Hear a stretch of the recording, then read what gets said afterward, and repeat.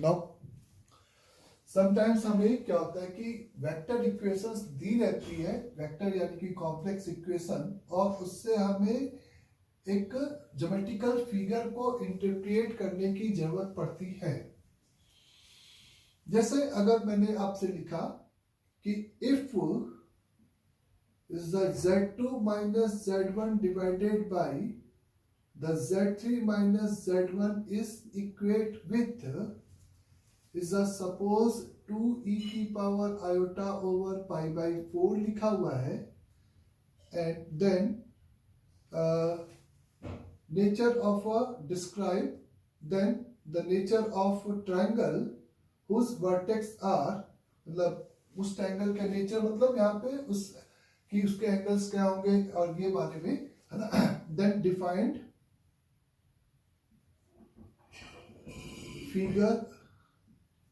Figure of triangle whose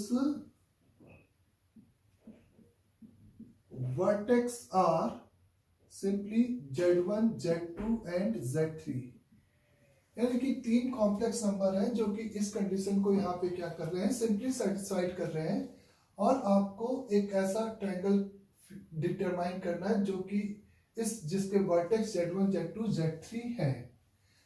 तो वो ये उसी फिगर को देख के रोटेशन इक्वेशन लिखना। अब यहाँ पे रोटेशन इक्वेशन को देख के फिगर को इंटरप्रिएट करना। इसका मतलब इस वेक्टर इक्वेशन के दो पार्ट हो सकते हैं, एक तो इसका मैग्नीट्यूड इक्वेट हो सकता है दोनों तरफ, और एक इसका आर्गुमेंट सेम हो सकते हैं।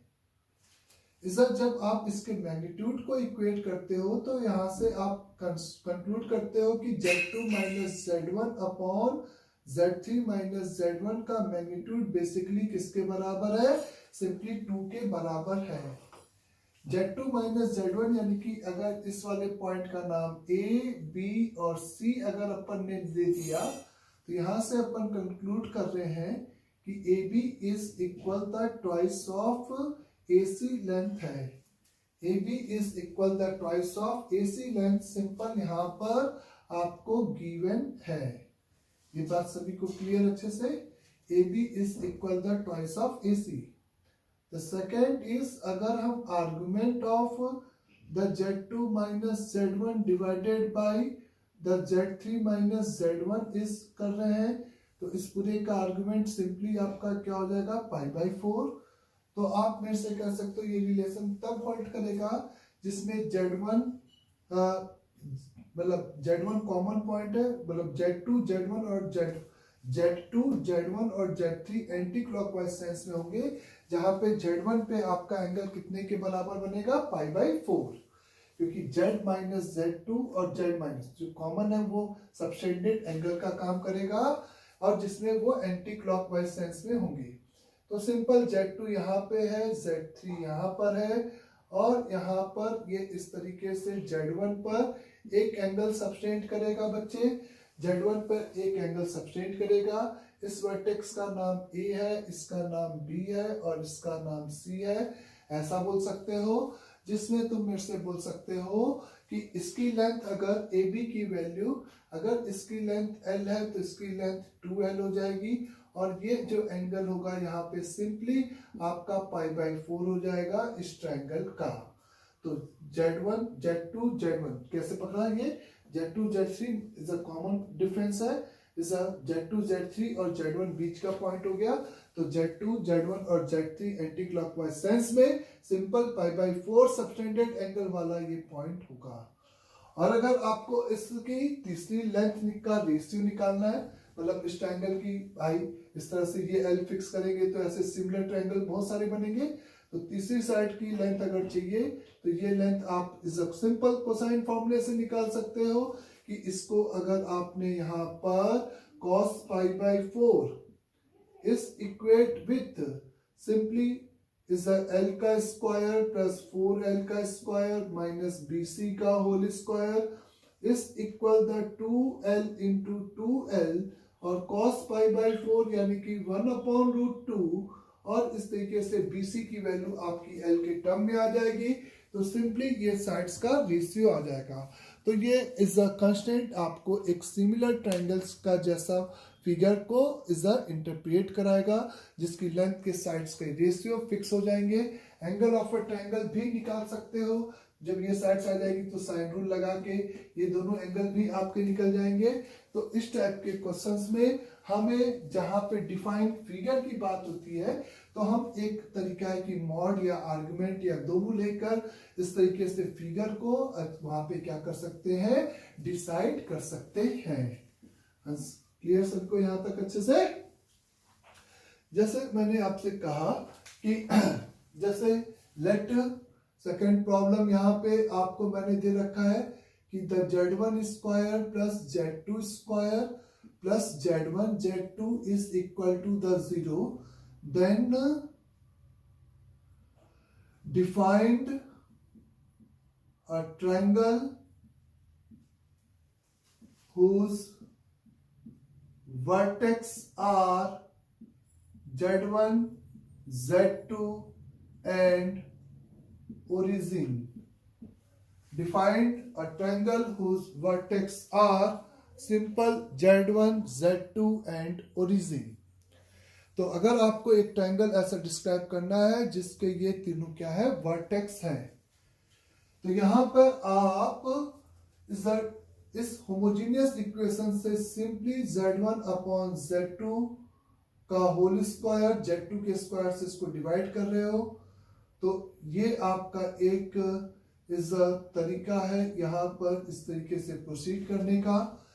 तो Z1 Z2 और ओरिजिन, तो Z1 अपॉन Z2 की वैल्यू आप यहाँ पे बोल सकते हो -1 प्लस माइनस आयोटा का √3 डिवाइडेड बाय सिंपली 2, ऐसा आ जाएगा कुछ आपके पास। तो आप लिख सकते हो Z1 upon Z2 is equate with e की पावर इस सिंपली, ये आपका किस क्वाड्रेंट का नंबर हो जाएगा बच्चे, इज एक तो आपका सेकंड क्वाड्रेंट और एक आपका थर्ड क्वाड्रेंट। तो सेकंड और थर्ड क्वाड्रेंट में इसका आर्गुमेंट मॉडुलस की वैल्यू 1 है कि नहीं, 1/4 3/4 1 है, और प्लस माइनस का आयोटा सिंपली 2π/3 है। तो आपको Z1 Z2 और ओरिजिन, तो Z1/Z2 यानी कि Z1 -0 और Z2 -0 लिखा है, तो यानी कि 0 पे ये सबटेंडेड एंगल हो गया। तो Z1 अपॉन Z2 की वैल्यू e की पावर आयोटा 2π/3 प्लस या माइनस कंसीडर करें तो वो केवल फिगर को इधर और इधर लेके जाएगा।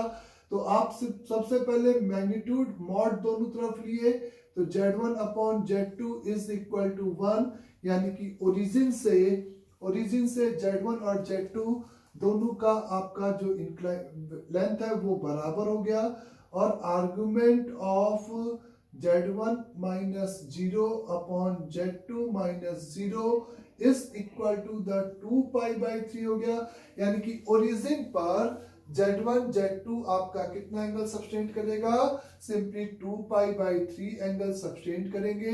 अगर ये ओरिजिन है जिसमें Z1 ओरिजिन एंड Z2, तो ये Z1 होगा और ये Z2 तभी इधर होंगे। अगर इधर Z1 Z2 लेंगे तो ओरिजिन को उधर लेना पड़ेगा।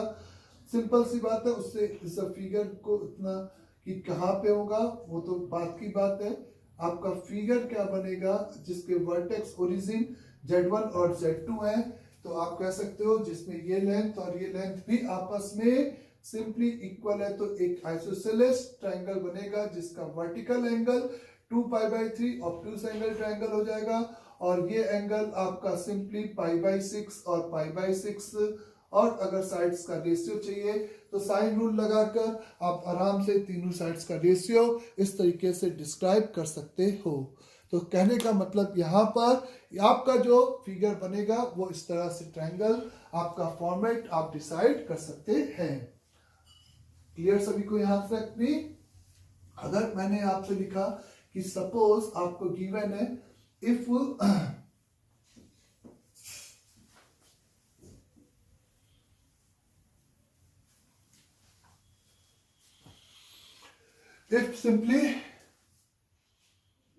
if Z1 Z2 and Z3 are three distinct complex number, are complex number, तो इस एज्यूम दैट की distinct such that the 2 divided by z1 is equal 1 upon z2 plus 1 upon z3, then prove that the origin comma z1 comma z2 comma z3 are concyclic point is a proof that कि origin z1 z2 and z3 simply आपके कैसे point है, एक concyclic point है। तो 2 upon z1 is equal to 1 upon z2 plus 1 upon z3 को आप किस तरीके से ये बात प्रूफ कर सकते हो या इंटरप्रिएट कर सकते हो, ध्यान देना यहाँ पे 2 अपॉन z1 बराबर 1 अपॉन 2 अपॉन नहीं, एक सेकेंड, क्वेश्चन में z2 को बीच में कर लेते हैं, है ना, वो कोई फर्क नहीं पड़ेगा, वो ऑर्डर मेंटेन रहेगा। ये आपका ये गिवन रिलेशन है यहाँ पर, ठीक है बच्चे। आपने इस 1 अपॉन z2 को इधर रखा और माइनस 1 अपॉन z1 इस इक्वेट, इसको ऐसा लिख सकते हो आराम से, कोई दिक्कत नहीं है। इसको आप यहाँ पे लिख सकते हो कि ये लिखा है z1 minus z2 upon z2 cancel हो जाएगा, z1 is equal to the z2 minus z3 upon z3 आ जाएगा यहाँ पे। इसको z1 minus z2 upon z1 minus 0 लिख सकते हो, या आपको कैसे भी, एक पहला मेरा है simple z1 minus z2 divided by, इसको मैंने माइनस इस वाले ब्रैकेट में से कॉमन निकाल दिया, तो z3 माइनस z2 जिससे कि माइनस वाले पॉइंट एक जगह पे हो गए, इज इक्वल टू माइनस का z1 अपॉन z3, ऐसे बोल सकते हो, सीधी सी बात है। z1 minus z2 upon z3 minus z2 is equal to this. तो आप यहाँ पे मेरे से बोल सकते हो कि इस रिलेशन में अगर मैं both side simple argument consider करूं, तो argument of z1 minus z2 divided by the z3 minus z2 is equate with is simply argument of this, यानी कि प्रोडक्ट ऑफ दिस दो नंबर 1 एंड इस रेशियो को 2 ले लें, माइनस 1 का argument pi plus argument of z1 by z3, और z1 by z3 यानी कि z1 0 z3 0, ऐसे आप बोल सकते हो। यहाँ पे क्लियर है सभी को? तो z1 z3 z2 अगर आप समझो कि ये आपका एक सिंपली एंगल है जिसमें ये z1 है, ये z3 कहीं पर है, और ये z2 पे बनने वाला सबटेंडेड एंगल को रिप्रेजेंट कर रहा है, जिसमें z1 z2 और z आपका एंटी क्लॉकवाइज सेंस में सिंपल है। तो अगर ये एंगल आपका सपोज थीटा है, तो ये एंगल यहाँ पे कितना हो गया बच्चे, argument of z1 minus 0 upon z3 minus 0 is equal to theta minus का पाई हो गया, या सिंपली हाँ थीटा माइनस का पाई, लेकिन ये तो निगेटिव एंगल हो गया इस फिगर के हिसाब से, तो इसको तुमने लिखा argument of z3 upon z1 is equal to pi minus theta. अब ये एब्सोल्यूट पॉजिटिव एंगल हो गया फिगर के हिसाब से, तो जिसमें z3 0 और z1 आपका एंटी क्लॉकवाइज सेंस में होंगे, तो ओरिजिन इधर कहीं पे होगा, जिस पर कि ये एंगल कितना सबटेंडेड होगा, अगर इधर ये थीटा है तो ये एंगल कितना आ गया, पाई माइनस थीटा हो गया। तो आप कह सकते हो कि अगर ये थीटा है और ये पाई माइनस थीटा, यानी कि ये चारों पॉइंट का opposite sum of angle quadrilateral का पाई है, तो आप कह सकते हो कि यहाँ पर ये सिंपल आपका क्या हो गया बच्चे, ये सिंपली आपका कॉन्साइक्लिक पॉइंट्स को इस तरीके से रिप्रेजेंट करेगा। आप यहीं पे z1 माइनस 0, इसको z1 माइनस 0 और इसको z3 माइनस 0 की जगह पर 0 माइनस z3 लिखना चाहते हो, तो एक और माइनस आएगा, तो यहाँ पे आप कह सकते हो Z1 पे जो सबटेंडेड एंगल है और Z3 पे सबटेंडेड एंगल का सम भी पाई है, तो वो इस तरीके से आप प्रूफ कर सकते हो। चाहो तो कैसे भी मैनिपुलेट करो, तो आर्गुमेंट लेने पर ये आपका हैंस प्रूफ्ड हो गया कि ये चारों पॉइंट पक्का एक सर्कल पे लाई करेंगे। ये चारों पॉइंट कौन कौन से, origin Z1, Z2 and Z3 इस तरीके से आपके किस पे लाई करेंगे, सिंपली एज अ एक सर्कल पे लाई करेंगे।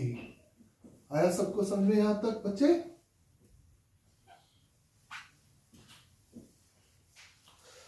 तो ये थोड़ा सा आपको फिगर को इंटरप्रेट करने की बात है और कुछ भी नहीं है। इसके अलावा अगर अपन को यहाँ पर कुछ इस टाइप से चीजें दे रखी हैं, कुछ प्रॉब्लम देखते हैं, है ना। इफ पहले if a biquadratic, the x की power 4 plus ax cube plus bx square plus cx plus d is equal to 0, where a, b, c and d belongs to the real number, has non-real root,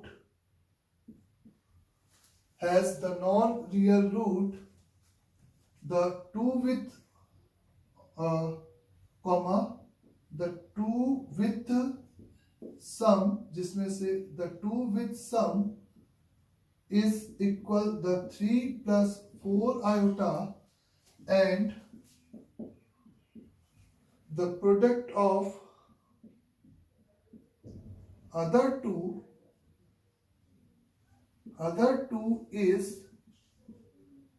13 plus iota, then find the value of is a b। तो आपको यहां पर simply b का value बताना है कि क्या होगा। तो एक आपको बाइक्वाड्रेटिक है जिसके ABCD यानी कि कोफिशिएंट वेयर रियल दे रखा है और हैज नॉन रियल रूट, यानी कि इसके कोई भी रियल रूट नहीं है, यानी कि कॉम्प्लेक्स रूट है। दूसरा स्टेटमेंट कि अगर यहाँ पर आपके कोफिशिएंट सिंपली रियल नंबर हैं और रूट अगर कॉम्प्लेक्स हैं तो वो अकर करेंगे एक दूसरे के कॉन्जुगेट पेयर में। तो गिवन बाइक्वाड्रेटिक के जो रूट्स कहलाएंगे, गिवन बाइक्वाड्रेटिक के जो रूट्स हैं, ए नहीं है यहाँ पे, लीडिंग कोफिशिएंट 1 है, x की power 4 plus simply ax cube plus bx square plus cx plus d बराबर 0 के रूट अगर एक पहला कॉम्प्लेक्स नंबर z1 है तो अपने आप z1 कॉन्जुगेट भी रूट होगा, z2 है तो z2 का कॉन्जुगेट भी रूट होगा।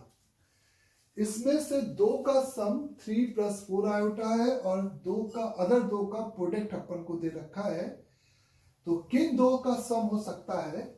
इन दो का सम कॉम्प्लेक्स नहीं होगा। z1 प्लस z1 कॉन्जुगेट हमेशा प्योरली रियल होगा, ये बात तय है। यानी कि ये इसके साथ या तो सम देगा या तो इसके साथ, तो कोई भी एक केस ले लेते हैं। तो यहां पर अपन एज्यूम कर सकते हैं कि ये z1 प्लस z2 की वैल्यू 3 प्लस का 4 आयोटा है एंड इस अदर टू का प्रोडक्ट, यानी कि क्योंकि ये एक दूसरे के कॉन्जुगेट नहीं है तो ये भी एक कॉम्प्लेक्स नंबर होगा। तो z1 इंटू z2 का conjugate is equal 13 plus iota. यहाँ पे z1 इंटू z2 बार और z1 बार इंटू z2 लेते हैं, उससे कोई फर्क नहीं पड़ता। तो आपको ये इंफॉर्मेशन यहाँ पर गिवन है। और अगर आपको b की वैल्यू चाहिए तो आपको पता है रिलेशन बिटवीन रूट्स आपको लगाना पड़ेगा, जिसमें sum of the root taking 2 at a time, तभी आपका b पिक्चर में आएगा। तो b divided by 1 is equal to sum of the root taking 2 at a time यानी कि कौन कौन से Z1 इंटू Z1 का कॉन्जुगेट प्लस Z1 का conjugate into Z2 plus Z2 into Z2 का कॉन्जुगेट प्लस Z2 का conjugate into Z1 plus is the Z1 Z2 plus the Z1 conjugate into Z2 conjugate, ऐसा कुछ हो जाएगा बच्चे का। आपको इसी का सम चाहिए। अगर आप देखो जो गिवन इंफॉर्मेशन से इसको कैसे एक्सट्रैक्ट कर सकते हो, इसमें से आप इस पेयर में से क्या कॉमन निकाल सकते हो, सिंपली Z1 का कॉन्जुगेट, तो Z1 प्लस Z2 बच जाएंगे बच्चे आपका। इन दोनों में से आप Z2 के कॉन्जुगेट को कॉमन निकाल दो तो आपके पास Z1 प्लस Z2 बच जाएगा, और इसको आप एज इट इज रहने दो, तो ये Z1 Z2 plus Z1 bar into Z2 बार ऐसा कुछ हो जाएगा। तो this is equivalent to the simply Z1 plus Z2 whole multiplied by Z1 का कॉन्जुगेट प्लस Z2 का conjugate Z1 Z2 plus Z1 बार Z2 बार, और ये आपके पास अगर इंफॉर्मेशन है तो Z1 प्लस Z2 की जगह पे आप सिंपली क्या रख सकते हो, 3 plus 4 iota whole multiplied by this plus this, यानी किसी का कॉन्जुगेट लिखा हुआ है, तो ये आपका 3 माइनस का 4 आयोटा प्लस ये आपका सिंपली इज द प्रोडक्ट, यानी कि इसका कॉन्जुगेट, क्योंकि Z1 Z2 चाहिए तो कॉन्जुगेट ले लिया, तो ये आपका लिखा है 13 माइनस का आयोटा प्लस इज 13 प्लस का आयोटा, और यही वैल्यू आपकी simply is the value of किसकी हो जाएगी, B की हो जाएगी। तो सिंपली आपको ये वैल्यू यहाँ पर कैलकुलेट करनी थी, और गिवन इंफॉर्मेशन के हिसाब से सिंपली आपको pairing is a mathematically tool use करते हुए आंसर कैलकुलेट करना था। अंडरस्टैंड यहां तक भी अच्छे से। तो नेक्स्ट इज, यहां पे अगर हमें कहा जा रहा है कुछ इस टाइप से कि if let f over z is equate with the mod of z cube minus का z plus का 2, एक फंक्शन ऑफ z दे रखा है, then find the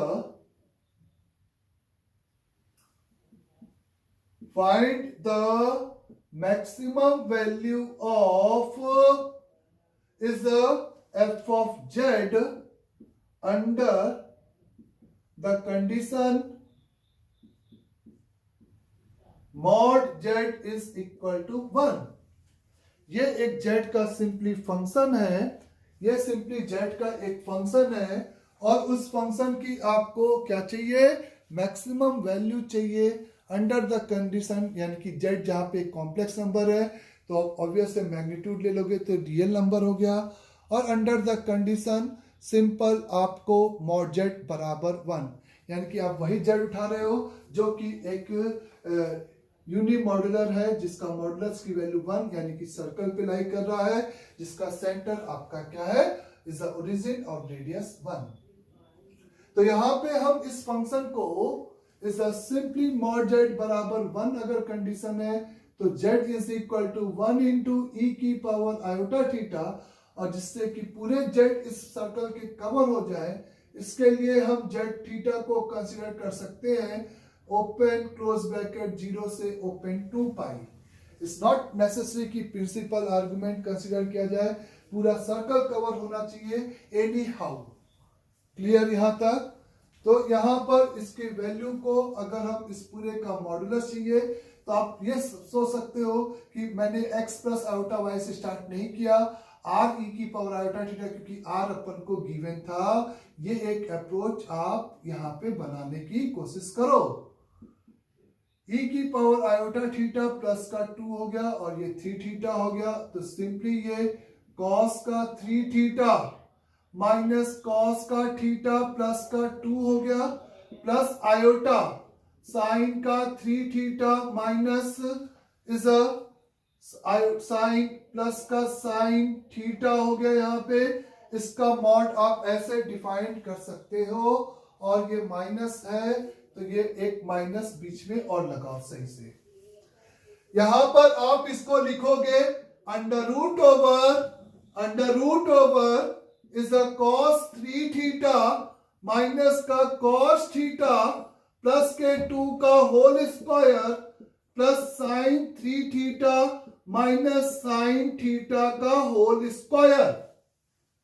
फिर आप इसको लिखोगे यहां पर सिंपली, आपने मॉडुलस ले लिया a square plus b square plus c square, a square plus b square से 1 एक आ जाएगा, cos square plus sine square से एक 1 फिर से आ जाएगा, प्लस का 2 का स्क्वायर यानी कि 4 आ जाएगा, माइनस का यहाँ पे 2 कॉस का 3 थीटा, कॉस का थीटा इज द माइनस के 4 का कॉस थीटा इज द यहाँ पे प्लस के 4 का कॉस 3 थीटा और माइनस के 2 का sine theta into sine 3 theta.